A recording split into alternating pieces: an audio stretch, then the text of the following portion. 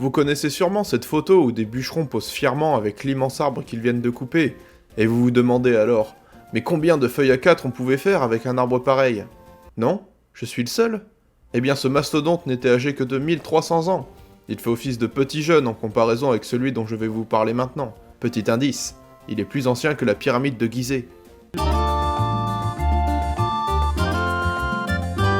Salut les jeunes, je suis Tillingcast, et aujourd'hui rangez vos haches, parce que nous avons devant nous le plus vieil arbre du monde encore debout, le pin bristlecone dénommé Mathusalem de par sa longévité.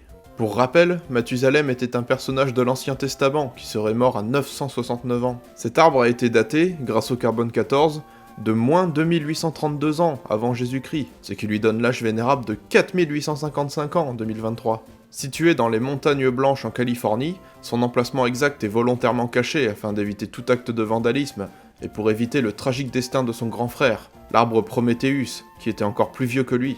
Il avait atteint l'âge de 4844 ans, soit 48 ans de plus que Mathusalem quand il a été abattu en 1964.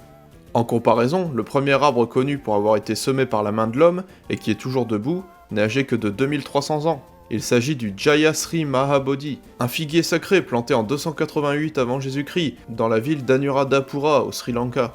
Cet arbre serait issu d'une bouture, soit d'un morceau du Sri Mahabodhi originel, l'arbre sous lequel Bouddha aurait atteint l'illumination. Il est donc un important lieu de pèlerinage pour les bouddhistes. A noter qu'il existe ce que l'on appelle des arbres clonaux. C'est un arbre possédant de multiples troncs mais ayant des racines communes, et qui a la capacité de se cloner lui-même. Ce qui veut dire qu'à chaque fois qu'il meurt, sa repousse dispose du même matériel génétique. C'est ce qui le différencie du Mathusalem par exemple, qui lui n'a qu'une seule vie si je puis dire. YOLO!